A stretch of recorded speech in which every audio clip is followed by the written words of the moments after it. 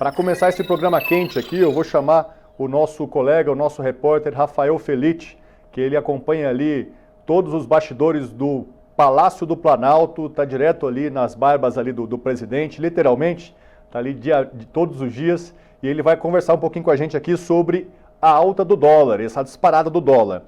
Felitti, boa tarde para você. Eu queria que você explicasse para a gente aí como é que o Palácio do Planalto está se movimentando diante dessa elevação do dólar nos últimos 2 dias, meu amigo. Oi, Afonso. Boa tarde a você, para quem nos acompanha aqui no Poder Expresso. Prazer estar ao vivo aí com você nessa quarta-feira. O Palácio do Planalto, tanto em conversas em off quanto em público, eles tentam passar uma confiança de que essa situação é sazonal, de que é uma questão de câmbio flutuante. O ministro Fernando Haddad hoje deu uma entrevista coletiva no Ministério da Fazenda que a gente acompanhou, tem matéria no site do SBT News, em que ele acredita que com a votação das medidas de pacote de gasto, do corte de gastos, perdão, de que esse câmbio ele tenda a acomodar ao longo dos meses, né? Ele está confiante nessa medida, admitiu que existe aí um nervosismo por parte do mercado, uma expectativa, porque alguns setores talvez não confiem de que essas medidas possam ter esse impacto, mas que depois da aprovação ele afirmou que isso pode ter algum impacto positivo. O ministro da Fazenda também afirmou que esse pacote de gastos não é a medida permanente. Ele falou algumas vezes que ele costuma usar o termo bala de prata, né? Que essas medidas não são balas de prata e que outras medidas fiscais podem ser enviadas pelo governo ao Congresso Nacional, pela equipe econômica ao Congresso Nacional, para que novos ajustes sejam feitos. Ele já tinha falado ontem, já tinha falado ao longo da semana, depois de um encontro com o presidente Lula, de que parte desse déficit fiscal do Brasil se deve ao governo não ter conseguido acabar com a desoneração da folha de pagamento e do projeto do PERS, porque isso aí o governo renunciou a cerca de 45 bilhões de reais e que com isso ele teria que o governo teria superávit caso conseguisse acabar com essas duas medidas. Ele citou essas duas medidas como a manutenção dessas duas medidas por parte do Congresso como dois fatores para que tenha prejudicado o governo nessa questão fiscal. E também, né, enfim, a questão até da ação no Supremo Tribunal Federal, mas que o clima do governo é de uma certa expectativa, Afonso, da alta do dólar, de que o governo está sendo pressionado, mas também é de confiança. O ministro Haddad também falou que conversou com instituições financeiras a respeito disso, de que a previsão para 2025, elas são melhores do que a dos especuladores, segundo palavras dele, e ele também respondeu sobre a questão de que do Brasil está recebendo um ataque especulativo, né, por parte de setores financeiros, e que isso poderia estar levando a taxa de juros a 12,25, né, que é o valor atual, de 12,25 ao mês, e também o dólar, que aí chegou a bater 6,20, a última vez que eu olhei hoje estava em 6,18, mas ele, ao mesmo tempo, está confiante, mas também está aí nessa expectativa de fazer baixar o dólar, né? Apesar dele ter falado sobre esse ataque especulativo, ele também citou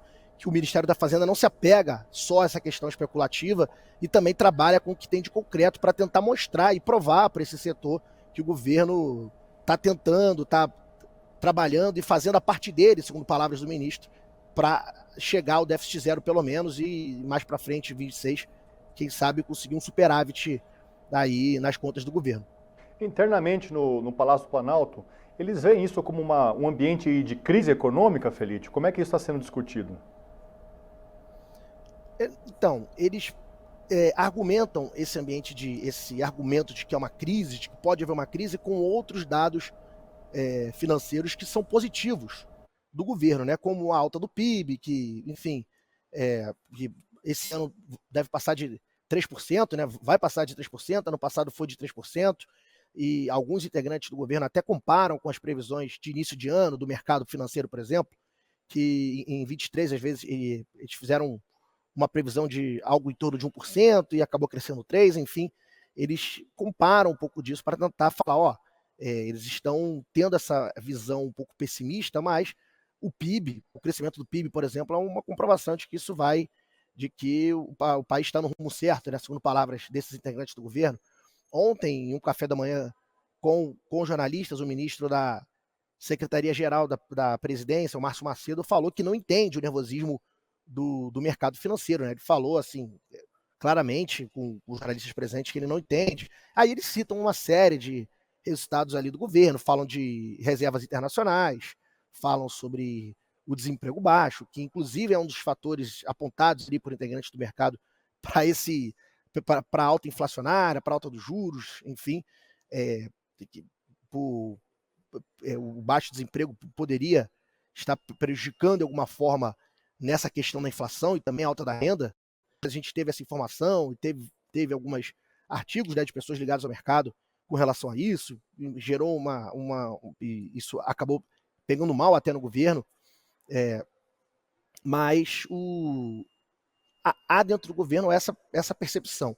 Em outros aliados do governo, assim, fora ali do PT principalmente, tem uma preocupação maior de que é preciso ter um déficit é preciso ter uma maior austeridade financeira, de que as medidas precisam ser aprovadas, e o próprio presidente Lula, o próprio ministro Haddad, o Afonso, eles mostram isso quando o Haddad, essa semana, depois da reunião com o presidente Lula, e ele fala que a principal preocupação do Lula durante essa reunião foi para que não haja desidratação desses projetos, desse pacote de corte de gastos, porque caso eles sejam muito desidratados e o governo não consiga cortar ali algo que ele previu em torno de 30 bilhões para esse ano e 30 bilhões para 25 e 40 bilhões para 26, né, que são essas medidas prevêem de corte, se isso acabar caindo muito, vai repercutir ainda mal, e aí sim pode ser que entre num cenário mais próximo de alguma crise, né? Mas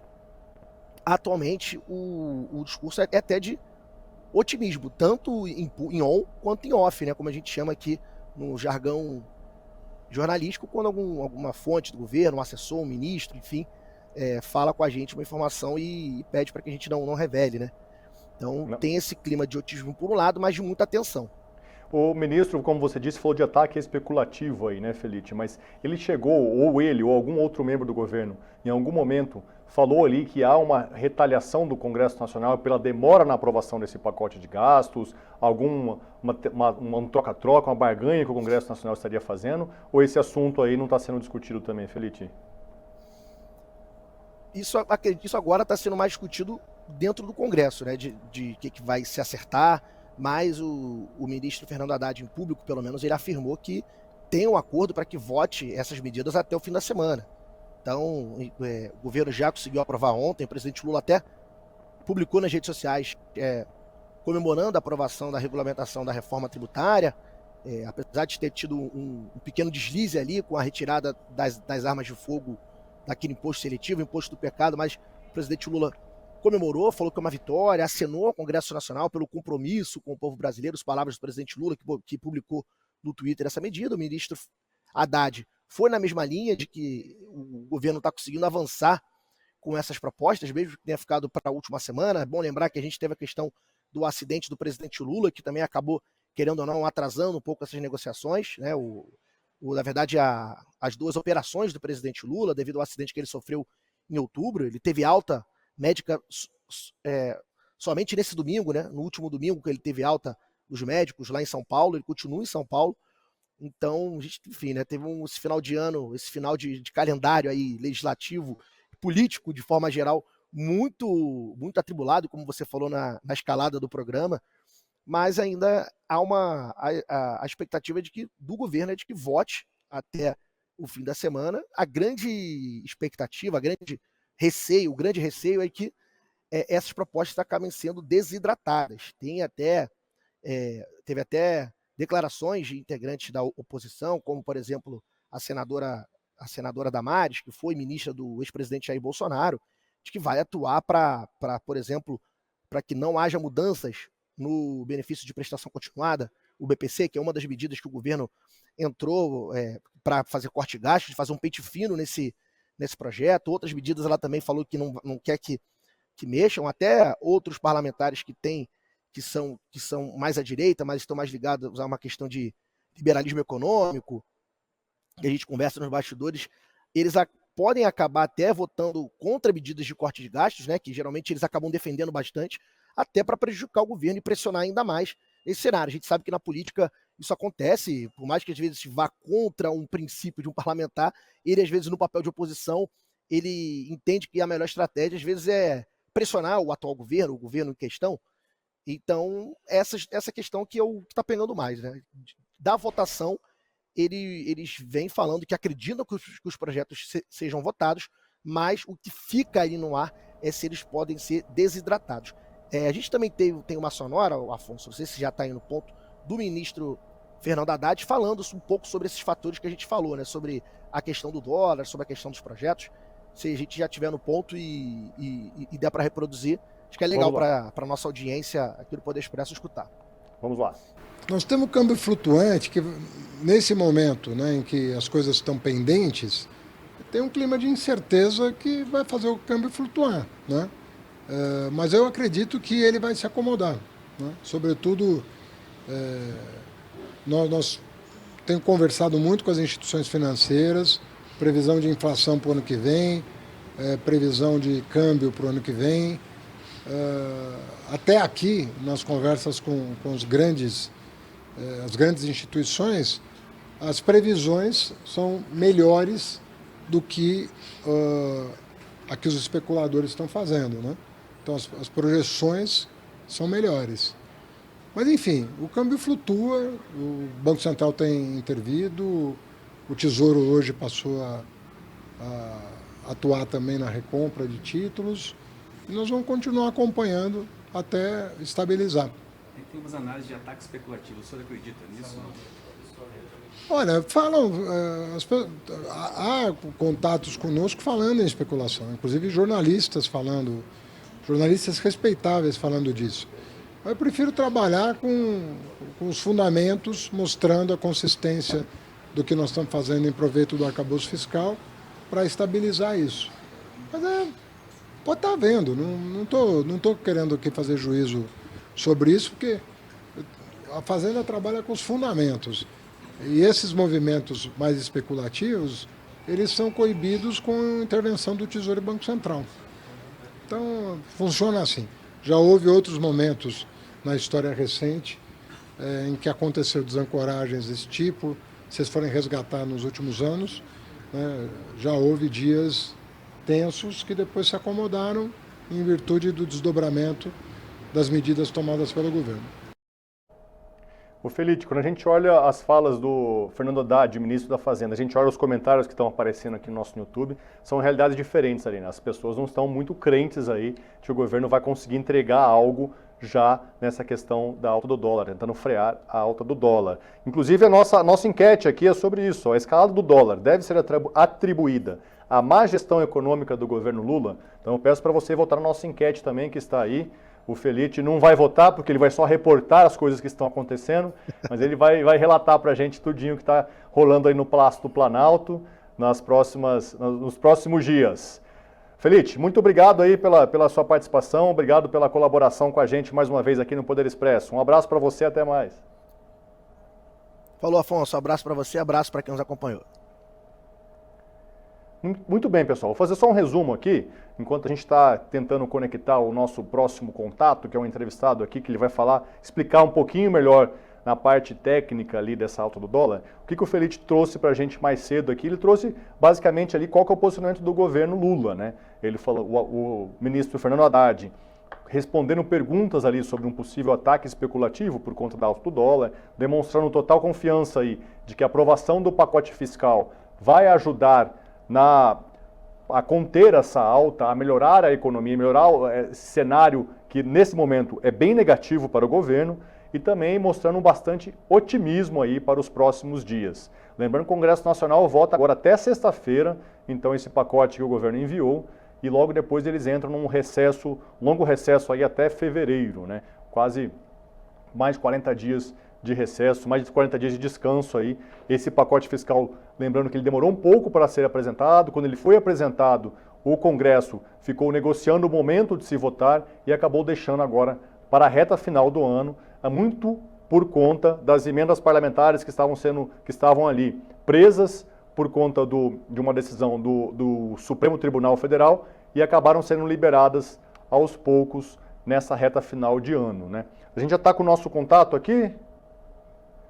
Quase pronto, me alertaram. Então, só lembrando aqui um pouquinho, então, desse cenário, a gente vai trazer mais também essa questão das emendas parlamentares, a gente traz ao longo do programa, também a gente vai trazer um pouquinho da discussão sobre a lei de diretrizes orçamentárias, e no finalzinho, para quem gosta de cultura, a gente vai contar uma novidade aqui para quem é de Brasília principalmente, que é a reinauguração do Teatro Nacional. A gente está preparando uma reportagem para ser publicada no SBT News, e também quem está produzindo essa reportagem vai explicar para a gente aqui o que está sendo previsto para o Teatro Nacional.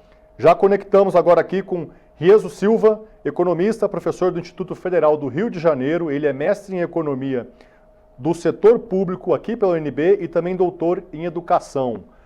Professor Rieso, eu começo aqui desejando uma boa tarde e perguntando para o senhor, por que o dólar está chegando a esses patamares aí? Quando a gente começou o programa, estava em 6,27. Qual é a razão do dólar estar tão alto, batendo recordes? Boa tarde, obrigado pela presença.